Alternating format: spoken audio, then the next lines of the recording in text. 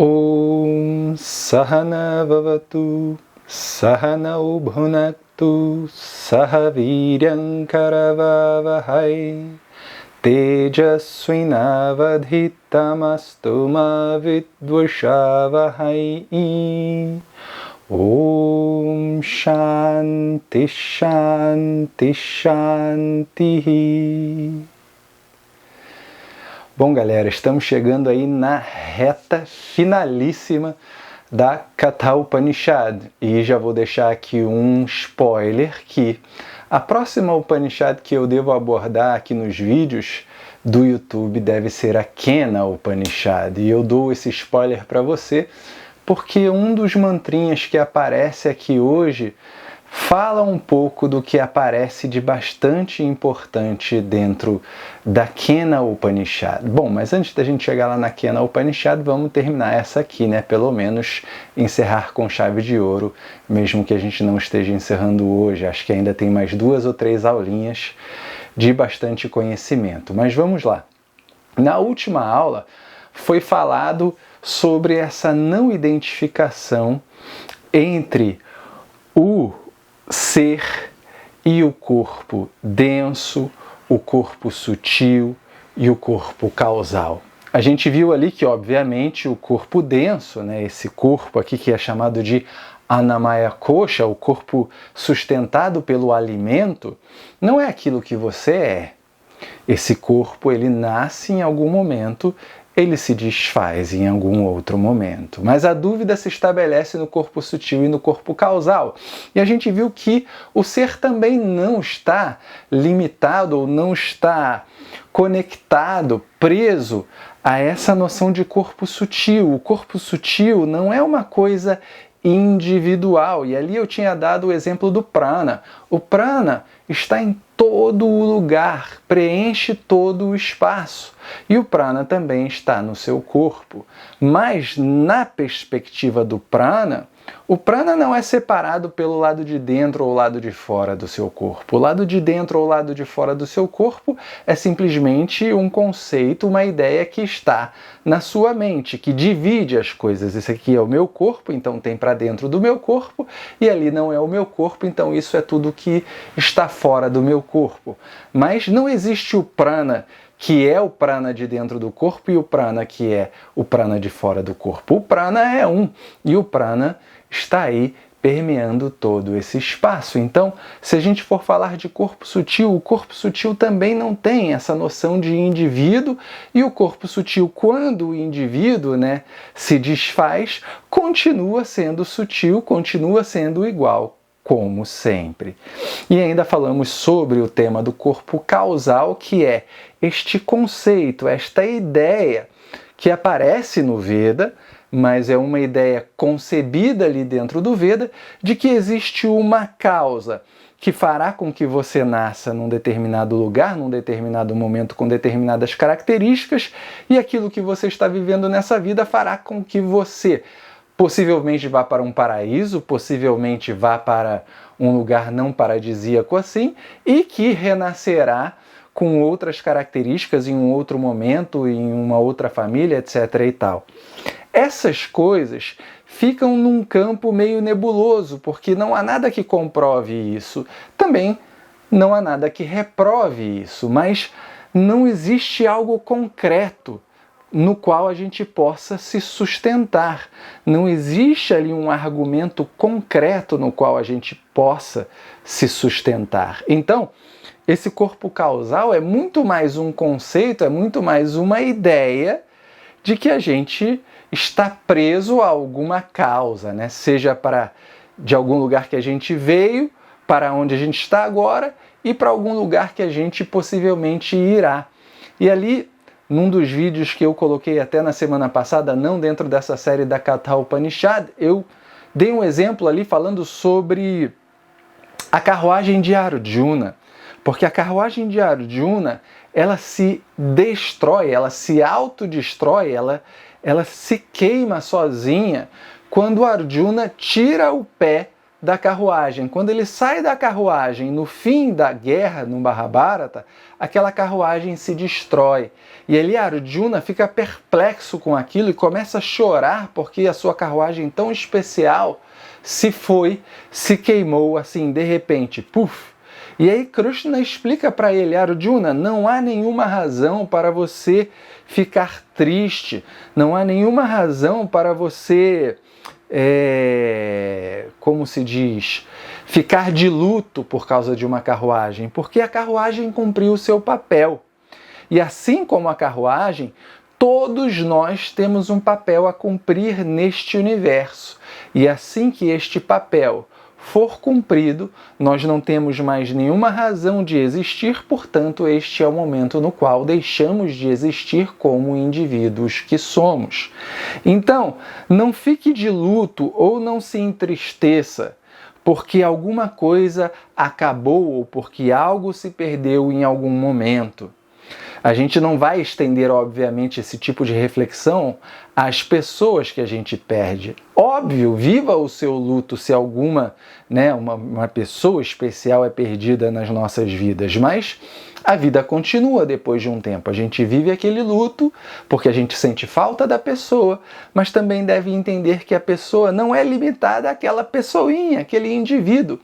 É sempre existente. A essência de todas as pessoas é o livre de limitação. Então eu tenho que ter isso em mente. Isso nos ajuda realmente a lidar com as perdas da vida de uma forma muito mais saudável, de uma forma muito melhor do que normalmente a gente passa preso ali aos nossos dogmas religiosos com os quais a gente está acostumado. Então, se a gente olha com um olhar mais espiritual, digamos, usando a espiritualidade do que a religião, a religiosidade, torna-se muito mais fácil lidar com estas questões. Então é isso que o mantra de hoje continua dizendo. Ele falou no mantra anterior da aula passada que o sábio é esta pessoa que não está identificada, seja com o corpo denso, seja com o corpo sutil, ou seja com o corpo causal. O sábio é esta pessoa que compreende que ela é livre, sempre livre. E aqui nesse mantra de hoje, ele fala sobre o corpo sutil, e é por isso que eu citei a Kena Upanishad, e daqui a pouco eu vou falar dela. Mas ele diz aqui nesse mantra que o sábio é este que não está identificado nem mesmo com o corpo sutil, porque ele entende que tudo aquilo que brota do corpo sutil, que são os elementos espaço, ar, fogo, água e terra, ou o contrário, se você quiser dizer do mais denso para o mais sutil, terra, água, fogo, ar e espaço, desses elementos que são sutis é que brotam os sentidos, a mente, os órgãos de ação e, por consequência, o corpo denso. Então, todos estes elementos, seja a mente, sejam os órgãos de percepção, sejam os órgãos de ação, todos eles não são elementos do ser, desta consciência. Esta consciência ela é livre, ela não tem nada e ela nunca perderá alguma coisa.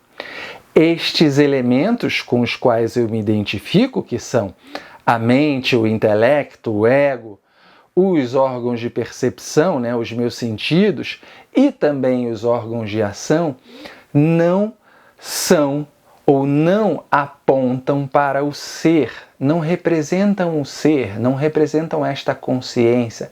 Esta consciência é livre de todas essas coisas. Desta consciência é que todas as coisas brotam, mas em algum momento, quando todas estas coisas desaparecerem, deixarem de existir, a consciência não deixará de existir junto.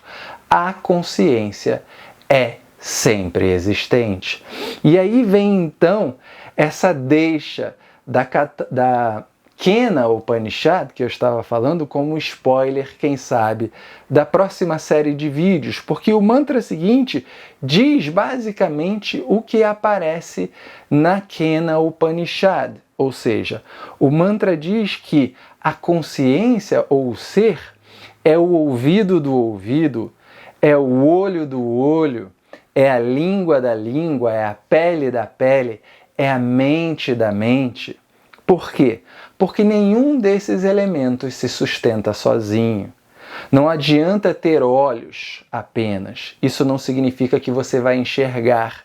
Não adianta ter só o elemento físico. Não adianta ter só a mente que vai fazer a conexão com os olhos para interpretar as cores, as formas que são vistas pelos olhos. É necessário que exista uma consciência sustentando todo esse processo da visão, da informação chegando até a mente, da mente criando um conceito em relação ao objeto que é visto. Então, quem sustenta tudo isto é a consciência, é o ser livre de limitação. Ele é, de fato, o sustentador, o constante sustentador de todas as coisas. A existência que nunca deixa de existir. Então, ali na Kena Upanishad, alguns mantras são dedicados a falar sobre os sentidos, sobre a mente e sobre a consciência como o sustentador de tudo isso. Mas a gente deixa isso aí para Kena Upanishad, que vem daqui a pouco. Então o sábio é este que entende e que reconhece esta consciência, este ser como o grande sustentador de todas as coisas, não apenas do indivíduo, não apenas do corpo sutil, do corpo causal, do corpo denso, de todas essas coisas que nos trazem uma identificação limitada ao indivíduo, mas como o sustentador de todos os nomes e formas que existem no universo, como todo o universo mesmo. E esta essência, esta consciência, ela não pode ser conceituada, ela não pode ser colocada numa fórmula, num nome ou numa forma definida. Esta consciência precisa ser vista. E esse ser visto é uma metáfora sobre a qual a gente vai falar na próxima aula.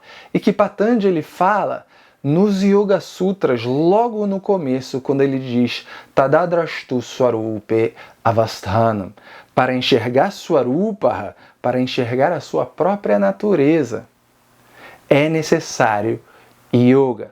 E é esse o tema da próxima aula. Esse paralelo que aparece aqui nos próximos mantras da Katha Upanishad com os Yoga Sutras. Então vamos falar sobre um assunto mais conhecido por todos nós, um assunto que a gente ama, que é yoga, na próxima aula. Om Purnamadav Purnamidam Purnat Purnamudachyate Purnasya Purnamadaya Purnameva Vashishyate. Om Shanti Shanti Shanti Harihi Om Shri Gurubhyo Namaha Harihi Om.